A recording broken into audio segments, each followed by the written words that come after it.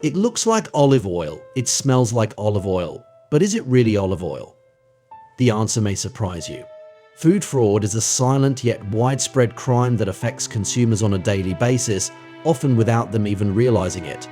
Whether it's extra virgin olive oil diluted with cheaper alternatives, expensive fish swapped for a lower quality species, or Parmesan cheese that contains no Parmesan at all, deception runs rampant in the food industry. This global issue not only drains consumers' wallets but also threatens their health and safety. Estimates suggest that at least 1% of the global food industry is impacted by fraudulent practices, leading to losses as high as $40 billion per year. In the United States alone, it is believed that as much as 10% of commercially available food has been tampered with in some way. That means if you leave the grocery store with a cart full of 10 items, chances are one of them is not what it claims to be. The US Food and Drug Administration classifies fraud as economically motivated adulteration.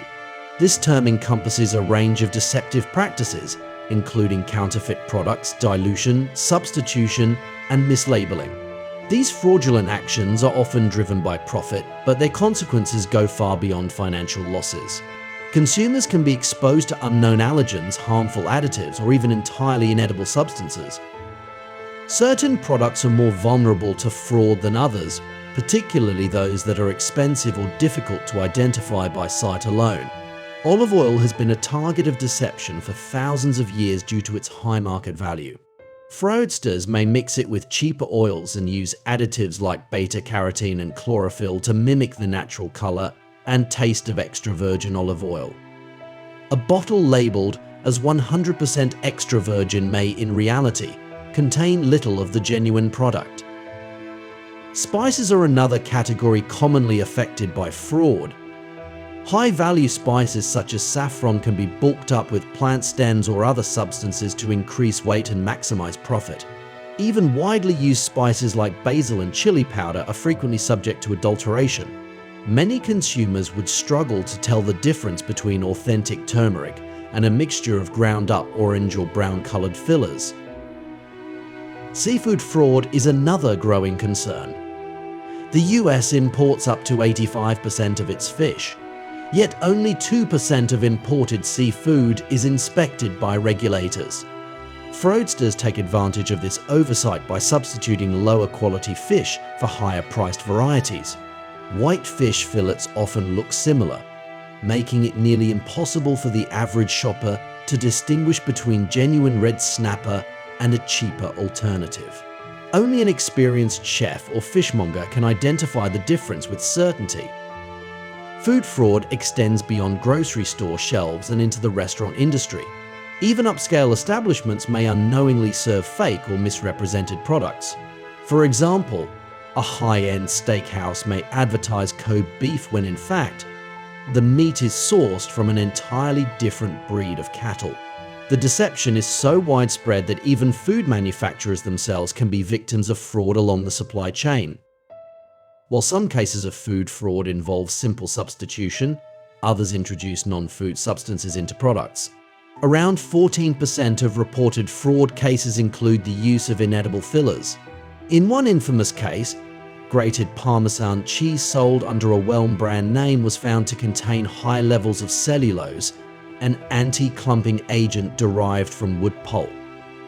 Although the US Food and Drug Administration permits a small percentage of cellulose in cheese, the levels found in these products far exceeded the allowed limit. The company responsible was fined $5,000, and its president was sentenced to community service and probation. The impact of food fraud on public health is difficult to measure, but the consequences can be severe.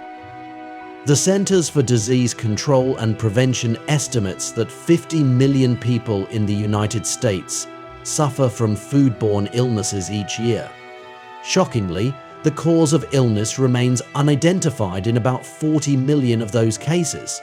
While not all of these illnesses are directly linked to food fraud, the numbers suggest that fraudulent practices may play a significant role. The problem intensified during the global pandemic, with food fraud incidents reaching 21% of all recorded cases in the year 2021. As supply chains were disrupted and demand for certain goods skyrocketed, opportunities for deception grew. Labels were manipulated, ingredients were swapped, and consumers were left with little recourse. Despite the long-standing nature of food fraud, enforcement remains a challenge. The U.S. Food and Drug Administration's primary role is to ensure food safety, not to regulate misleading labels. Criminal penalties for food fraud are often minimal, making it a lucrative enterprise for those willing to take the risk. While a drug dealer caught importing illegal substances faces serious prison time, a fraudster who makes $80 million by importing adulterated honey may receive nothing more than a fine. To combat food fraud, consumers are encouraged to be vigilant when shopping.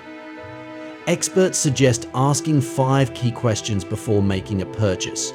First, what type of product is it? Expensive or high-risk products require extra scrutiny. Second, can you recognize the difference between authentic and fraudulent versions? Third, do you trust the supplier or retailer?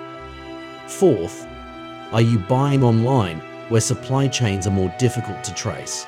Finally, if something seems off, are you willing to report it?